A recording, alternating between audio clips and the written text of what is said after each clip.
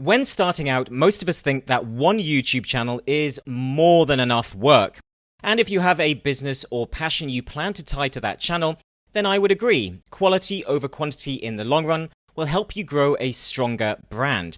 Just focus on getting the views up and adding additional revenue streams. But with that said, if you have the skills and knowledge to build channels as a business, then YouTube channels can be great assets that pay you money each and every month, just like rent from a house. Once you have one profitable channel, you can leverage that asset, just like you would with a house, to build another and another and another and so on. The best thing is, assuming your videos are faceless, you don't even need to create the content yourself. There are plenty of freelancers out there that can do the work for you, creating everything from video scripts to animated videos. Once a channel is getting views, you then want to create multiple revenue streams to increase the profit, just like you did with the first one. Your job is to do the research and manage channel growth, just like a conductor in an orchestra. Now, if you would like to know how I grow channels for profit, then you can get free access to our Channel Profits Blueprint by clicking the link in the description below. What's also great about channel farming is you can even convert channels into different languages to multiply your income.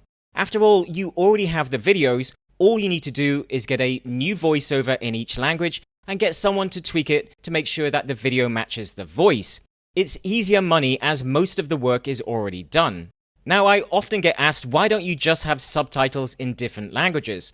Well, the SEO of the channel will be set to English, so you won't be competing directly with channels in other languages, and you won't get the same financial benefits of having a separate channel.